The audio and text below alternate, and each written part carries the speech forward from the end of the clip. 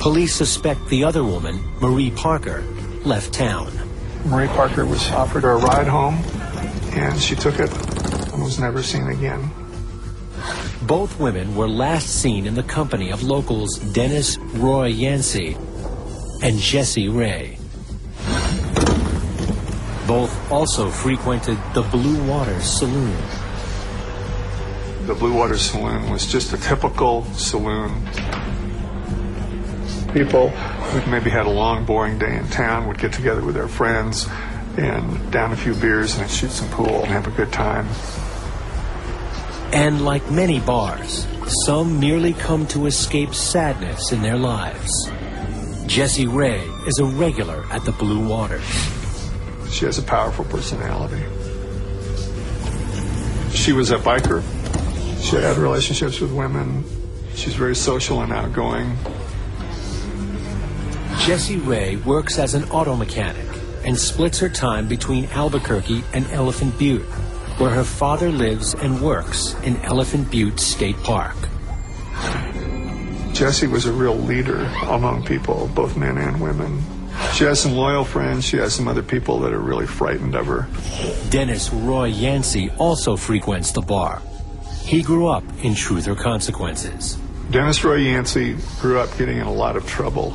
They actually canceled Halloween one year in TRC because of Yancey and his friends. They were strangling cats and flipping over gravestones, and they actually laid down rules so none of the little kids could go out and trick or treat that year. He was in the Navy. He got thrown out of the Navy, dishonorable discharge. He seemed to attract trouble, and he liked being known as a troublemaker.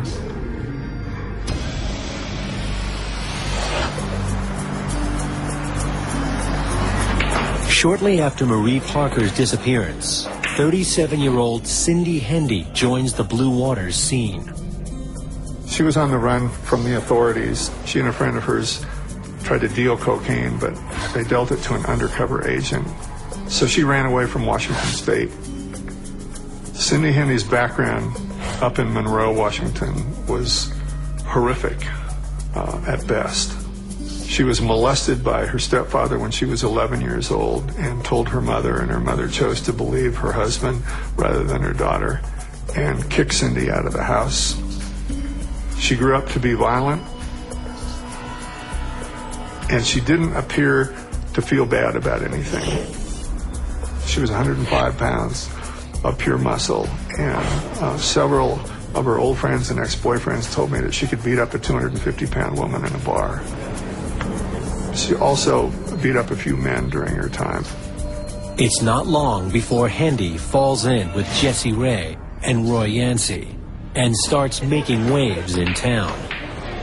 Cindy Hendy had a couple of different boyfriends down here, and she'd always get in violent fights with her boyfriends, and she got thrown into jail for a few days, and she was on a work release program out by Elephant Butte Lake. There she meets Jessie Ray's father, 57-year-old David Parker Ray. David worked as a mechanic out there at Elephant Butte State Park, dressed in a little ranger outfit. And they just accidentally ran into each other one day, and I guess they hit it off right away. David was a charming guy to be around. He was basically a middle-class man. He had education, and he had respect from the people around him, but he kept his distance. What Cindy Hendy doesn't know is that David Ray is a master manipulator with a very dark secret. David Parker Ray was an enigma. He'd do favors for people he liked. He'd do little things for them that made him a friendly person who was easy to approach. But I think in the back of his mind, he was always thinking about sadistic acts. David Parker Ray was a sexual sadist. A very unique and very rare type of offender. A sexual sadist is aroused by a living victim who is physically or mentally being tortured. If you were a woman that was alone with him, David was Satan himself. David Parker Ray's sadistic desires could be traced back to his childhood. when he was shuttled around between family members who severely neglected him.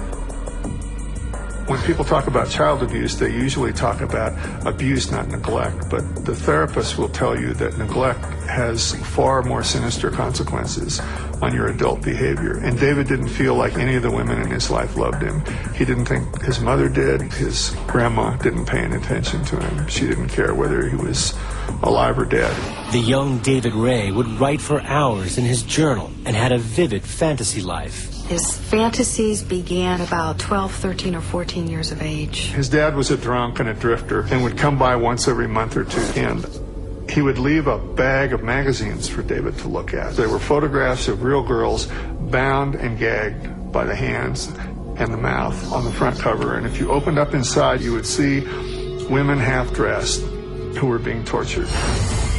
Pornography was something that he was extremely interested in, and it fueled him, and it continued to fuel him. Those two things shaped David very much, neglect and pornography. Ray joined the Army after high school and was married several times before he settled with his last wife in Elephant Butte in 1984. Prior to working for the park, David Ray worked as an aircraft engine repairman, among other mechanical vocations. His wife left him 10 years later in 1994. He was married 4 times before he met Hendy.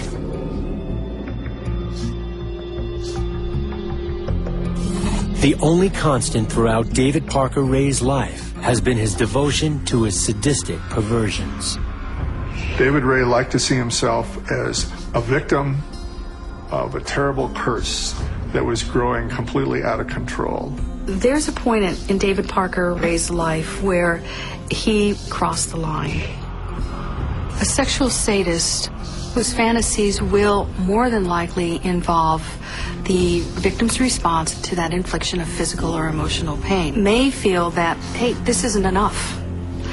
I want to try with non-consenting partners. I want to really make this real. With the help of his daughter, Jessie, and Roy Yancey, David Ray has been kidnapping and torturing women for years. David's life revolved around this sadomasochistic sexual torture, and I think that he surrounded himself with people that he felt would be of benefit to himself somehow. He could control them, he could manipulate them, and they could get him what he needed or help him get what he needed. David Ray was God, basically, to his daughter Jessie, to his buddy Yancey. To get your followers to do things like that indicates how much power you have over them. And a bar like the Blue Waters Saloon is the perfect place to find vulnerable people on which to carry out his fantasies. David understood that people he oftentimes surrounded himself with used drugs and alcohol, and that was a good thing for David because he could at least feel more comfortable that they may not remember a lot of things about what happened the night before. In January of 1999, Cindy Hendy moves in with David Parker Ray. I think Cindy Hendy helped to normalize the appearance of David Parker Ray. If he had a woman in his life, people would not look at him immediately as some scary guy who could be involved in something so criminal. The two are drawn to each other because of their similar sexual appetites. Sexual sadists, because of the violence of their behavior, the extreme of their behavior, it would be very hard for them to find, quote-unquote, a soulmate. But I think that Cindy was enamored with him. Cindy Hendy was into kinky sex most of her life. So when she came to New Mexico and met David, it was kinky sex on a whole different level. I think she was into it. Cindy was aware of David's sexual interests, and the connection between the two is probably very complicated and very involved. And I would also suggest that Cindy Hendy underestimated David Parker Ray. Hendy was loud and funny, and David was shy and quiet. And they say that opposites attract, so maybe that had something to do with it. 1 month after moving in with David Ray,